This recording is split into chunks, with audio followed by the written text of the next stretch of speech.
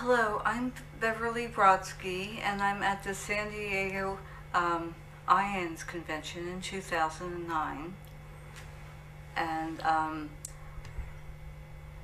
I had a near-death experience when I was 20 years old as a result of a motorcycle accident in which I was thrown onto the highway near Sunset Boulevard in Los Angeles, and I suffered a fractured skull and numerous broken bones in my head. And I was in the UCLA hospital for 2 weeks in a semi-comatose state. And when the 2 weeks was over, the doctors sent me back to this place where I was temporarily staying. I had just moved from Philadelphia, moved across the country with no contacts, no friends, no prospects. I was just, looking for myself, and I found what I was looking for in a most unusual way, in that the doctor sent me home with no medication for the pain, and they said, "We don't usually see injuries like this except on the battlefield," because the skin had been ripped off the right side of my face, and I had to wrap this salt-soaked bandage around my adhesions, and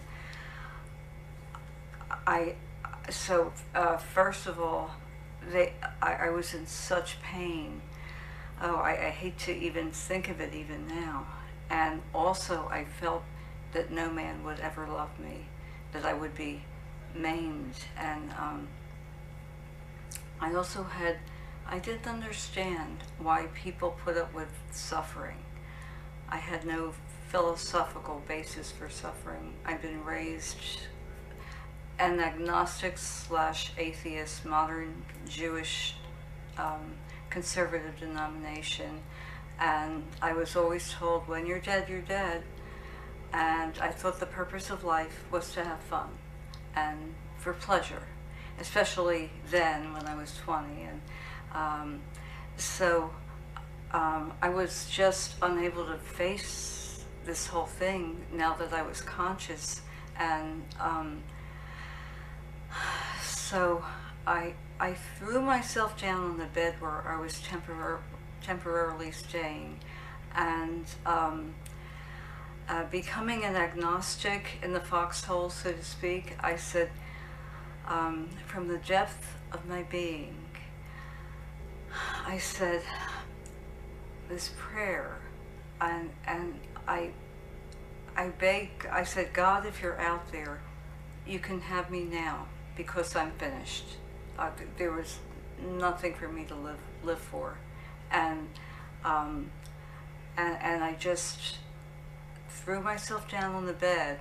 And with that prayer, what amazed me is that I lifted right out of my body, and I was still aware.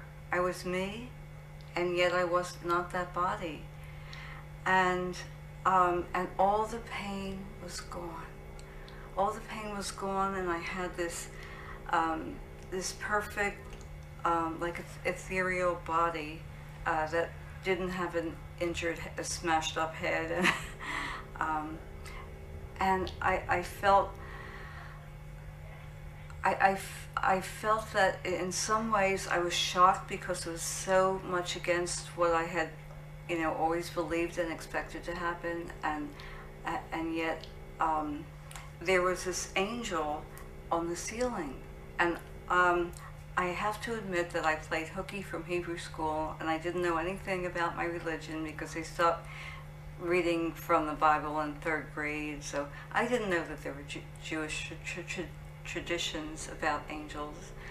And I thought that angels were something on top of a Christmas tree. So when I saw the angel, I was surprised, and I was looking at him like, "Are you in the right place?" But and I felt this was the male presence, and he shined from within. He was like white and in robes. And he also had this perfect ethereal body. And he took my hand, such as it was, and I was at peace. It was like I knew him, or I didn't have any questions at that point. And we went flying out the window. And I was staying in Venice Beach, and flying out the window and going to the Pacific Ocean, which was one of my favorite things. But I wasn't looking down, because there before me, angled upwards and to the right, was this funnel-shaped object, which people today call the tunnel, but to me it looked like a funnel that was angled upwards and to the right, and it was larger at the entrance, and there was this tiny pinpoint of light at the far end.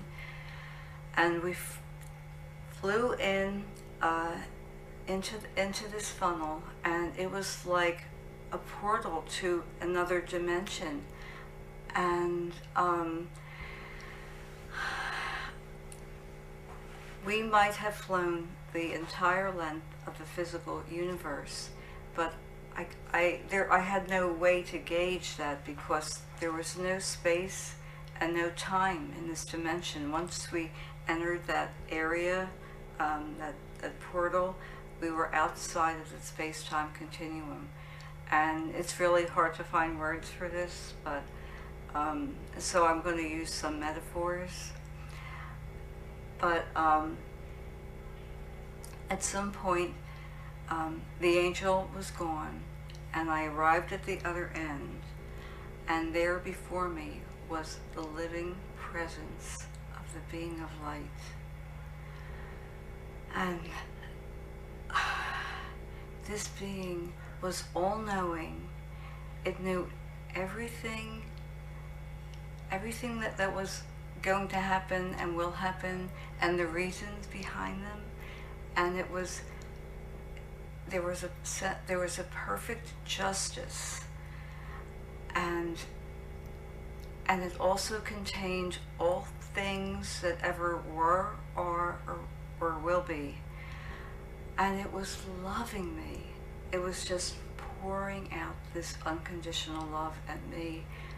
And I thought, well, this isn't the guy on the top of the Sistine Chapel.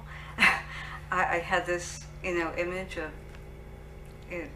what God would be like, but I figured this has to be God, because this is beyond words and perfect in every possible sense. And it just also didn't make sense to me, because the world that I had left behind, we were at war in Vietnam, and I was very angry about the war, and about all the suffering that goes on this planet, and the Holocaust, which I had learned about, and we were learning more at the point in 1970. We were learning how horrible it had been. And so what happened was, in a sense, the love kept coming to me, but I just couldn't receive it at that time. And I got to ask all my big whys.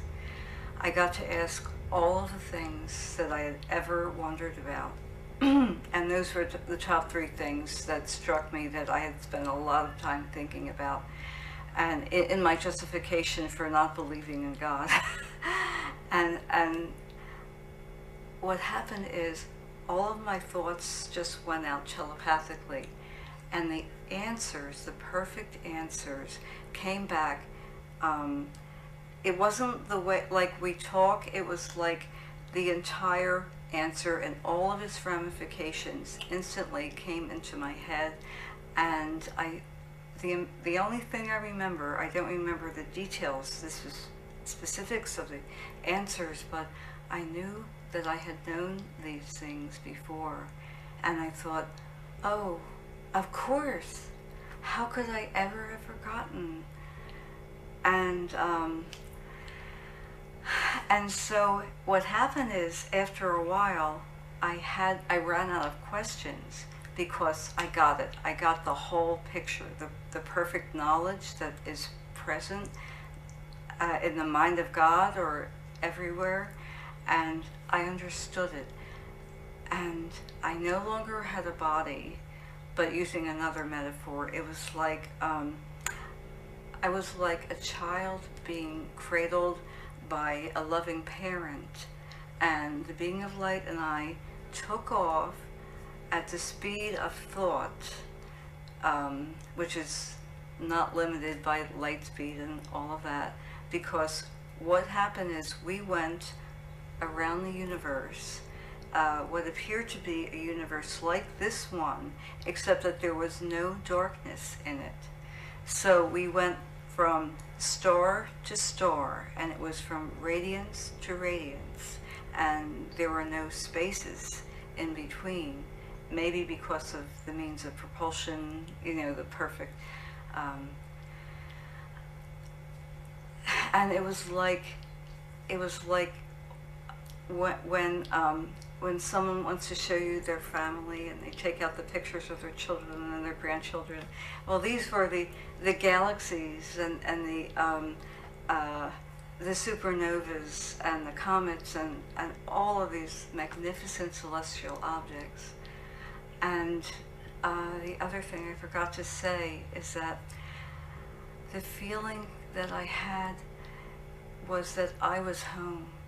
This is where I came from. And that part of this remembering that I had in my NDE was that I had come back to where I came from. So we went on this tour, and everything was just radiant and alive. There's no dead matter. Every star, every light that we see in the sky, it is a being, is alive. And then we went to this sun that seemed to be, at first, it seemed to be in the center of all things, this whole spiritual universe. And it also seemed to have been newly formed, like it was just formed in that moment. And we went into another portal that was like at the center of the sun. And we went back into this cosmic void, like before the Big Bang, or whatever you believe. We went into this cosmic void, and I was so in love with the being of light that I and everyone else just melted back into this primal oneness. And it was just perfect. It was like the essence or the quintessence of everything that ever will exist before in the next cycle of creation was there. And I believe that we were all there, and we were all one. And I found myself coming out of this unity as a drop in this cosmic ocean and saying, oh, I remembered that I had been Beverly, but here I was, one with God and one with all things. And it was like a drop of water in the ocean. I was separate, and yet I was part of that ocean, the cosmic ocean of God and of all creation. Well, I don't remember being asked, because I never would have wanted to leave. Oh, the ecstasy is just indescribable. The feelings you have there are so much more intense than what we can experience in these bodies. It's like here we're like a little candle, and there we're like a star. It's like 1,000 times more intense. But then I found myself at some point back in that broken body. And the first thing I noticed is that the cosmic knowledge was gone. And I was thinking, oh, wait a minute, I'm back here, and I knew everything, and now it was gone, except for what I just shared, that I knew that I had known it. And oh, the other thing is that everything is interconnected in a perfect way, and there are no accidents. Everything happens for a purpose, and that's part of our life's plan, even though we can't understand the purposes usually while we're going through it. And I knew that we cannot die, that we will just, like taking off a coat, we will just take off these bodies when they're worn out and go on to a greater, more magnificent universe. And I had to really think about everything I believed, about all the metaphysical beliefs I had at that time, and everything the culture had taught me, what I learned at school and what I learned in my family, and I just threw it all out, because the touchstone for me has always been what happened in the NDE. It was more real than my sitting here 39 years later and telling the story. That really happened. This is like a dream, but that was real. Beverly, can you talk about what life is like now after having had this experience? Well, it's really hard to talk about it because it's been so many years, but what happened immediately afterwards is that I had no boundaries. I was just filled up with this love and this light, and what I have been shown is that that's really what we are composed of. That's really all that is here. But and I unconditionally loved everyone. I would just look at someone, and I would see the goodness inside of them, and I got really hurt doing that. Not having defenses, not having healthy boundaries, and in a way, I think I still, I still am very empathic, and I have to be careful because I tend to take on other people's issues. And I've had a lot of psychic experiences, and like knowing, before the phone rings, who it is, and what if something bad happens. I know that something bad has happened to them, especially with people in my family and people that I care about. And I went to college after that experience, and it was really like a tremendous shutting down of my gifts and my knowingness. And what is life now?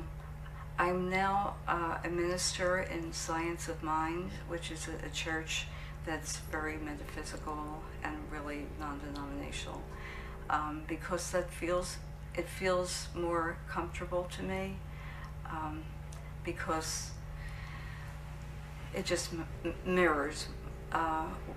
It's not even my beliefs, but what I was shown to be true. Do you feel you have a mission in life now? Yes.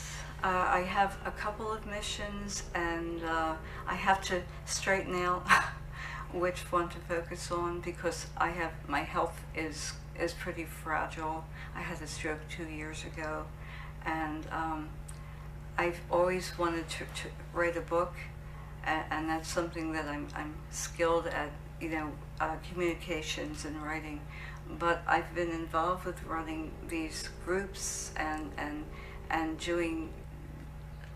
doing things for the larger spiritual community, and I haven't been able to figure out which one is. I just go with the guidance I get at the time and what feels right to me, and my writing I put on the shelf, which I'd like to see a book on that shelf one of these days. Okay, Beverly, thank you so much for telling us your story. You're welcome.